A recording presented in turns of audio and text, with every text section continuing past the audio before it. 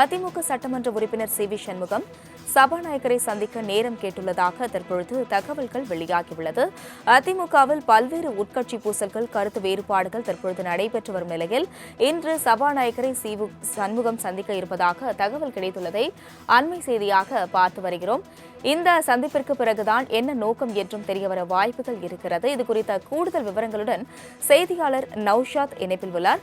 நௌஷாத், வணக்கம். தற்பொழுது C V Shanmugam சபாநாயகரை சந்திக்க இருப்பதாக தகவல் கிடைத்துள்ளது. இந்த சந்திப்பின் நோக்கம் என்ன, அவருடைய கோரிக்கை என்ன, ஏதாவது தகவல் கிடைத்திருக்கிறதா? வணக்கம் அஸ்வினி. குறிப்பாக அதிமுகவை பொறுத்த வரைக்குமே 2 அணிகளாக இருந்தது. சி வி சண்முகம் தலைமையிலான அணி என பிரிந்து குறிப்பாக தாவேகாவிற்கு வாக்களிப்பின் போது, நம்பிக்கை தீர்மானத்தின் போது வாக்களித்திருந்தார்கள். இதுபோல் இருந்தாலும் கூட எடப்பாடி பழனிசாமி அதிருப்தி காரணமாக தெரிவிக்கப்பட்டது. இருந்தாலும் அதிமுகவுக்கு பொறுத்த வரைக்குமே எடப்பாடி பழனிசாமி சந்தித்து மீண்டும் பேச்சுவார்த்தை, சுமூக பேச்சுவார்த்தை எட்டின பிறகு எடப்பாடி சேர்ந்து பயணிக்க சரி என்ற கருத்து கூட பதிவு செய்திருந்தார்கள். அதாவது சி வி சண்முகம் ஆதரவாளர்.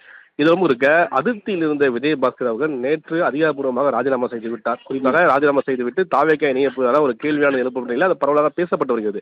இருந்த போதிலும் தற்போது சி வி சண்முகத்தின் நிலை என்னவாக இருக்கும்? குறிப்பாக அதிமுகவில் பயணிப்பாரா, அல்லது அவர் தற்போது ராஜினாமா செய்துவிட்டு தாவேகா வருவாரா, அல்லது திமுக போவாரா என்ற எதிர்பார்ப்பு இருந்த நிலையில்தான் அவரும் தாவேகா வருவதற்காக உத்தேசம் இருப்பதாக அரசியல் வட்டாரத்தில் பேசி வருகிற சூழல்ல இன்று சபாநாயகர் ஜே.சி.டி. பிரபாகரை சந்திப்பதற்காக நேரம் கேட்டிருப்பதாக தகவல் இருக்கிறது.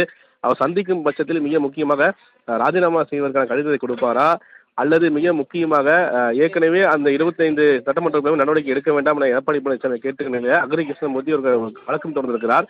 இதுக்கு முற்றுப்புள்ளி வைக்கும் வகையில் ஜே.சி.டி. பிரபாகர் நேரடியாக சந்தித்து கோரிக்கை வைப்பாரா, என்ன வைப்பாரா? ஏன்னா நாளை மிக முக்கியமாக ஆளுநர் உரையுடன் சட்டப்பேரவை கூட்டத்தில் கூட இருக்கிறது. அந்த கூட்டத்தில் பங்கேற்ற போது ராஜினாமா செய்வாரா? இந்த பல்வேறு கேள்விகள் மத்தியில் தான் தற்போது ஜே.சி.டி. பிரபாகர் சபாவை சந்திப்பதற்கு நேரம் கேட்டிருக்கிறார். மிக முக்கியமாக இன்று சந்தித்தால் ராஜினாமா செய்வாரா, அல்லது வேற என்ன கோரிக்கை வைக்கப்படுகிறா என்ற கேள்வியும் எதிர்பார்ப்பு கூடியிருக்கிறது. அஸ்வினி, நௌஷாத், தொடர்ந்து அதிமுக எம்எல்ஏக்கள் அடுத்தடுத்து ராஜினாமா செய்து வரும் நிலையில் அதிமுக பொதுச் செயலாளர் பழனிசாமியின் நிலைப்பாடு என்ன, அவருடைய அடுத்த கட்ட நகர்வுகள் என்ன? மிக முக்கியமாக ஒரு கட்சி தோல்வியுற்று விட்டால் தோல்வியுற்றதற்கான காரணம் என்ன, அதுக்கான களப்பணியில் ஈடுபட வேண்டியதே ஒவ்வொரு கட்சியும் தன் பணியை மேற்கொண்டிருக்கிறார்கள். அதைதான் திமுக மேற்கொண்டிருக்கிறது. ஆனால் அதிமுக பொறுத்த வரைக்குமே குறிப்பாக தேர்தல் வெளியே வந்த பிறகு தொடர்ந்து அதிமுக குழப்பங்கள் நீடித்து தான் வருகிறது. இருந்த போதிலும் கட்சி அடுத்த கட்டத்தில் கொண்டு செல்வதற்கும் பலப்படுத்துவதற்கான திட்டங்கள் ஏதும் நிகழ்ந்தவாறே இல்லை. இருந்த போதிலும் சில நிர்வாகிகள் கருத்து தெரிவிக்கிறார் என்றால் தோல்வி கொடுத்தான ஒரு ஆலோசனையும் அதுக்கான காரணங்கள் குறித்து தற்போது வரைக்குமே எடப்பாடி பழனிசாமி ஆலோசிக்க முற்படுவதில்லை என்ற கருத்தை கூட பதிவு செய்கிறார்கள். இதோடு தன்னுடைய மகன் மிதுன் அவர்களுக்கு கூடுதல் பெரிய பொறுப்பை கொடுக்க போவதாக கூட முடிவு செய்திருப்பதாக கூட தகவல் வெளியானது. இந்த நிலையில் தான் அதிமுகவுடைய நிலை என்னவாக இருக்கும், அடுத்த கட்டத்துக்கு என்ன செல்ல போகிற ஒரு கேள்வியும் வந்திருக்கிறது. அஸ்வினி, இணைப்பில் வந்து விவரங்களை வழங்கியதற்கு நன்றி நௌஷாத்.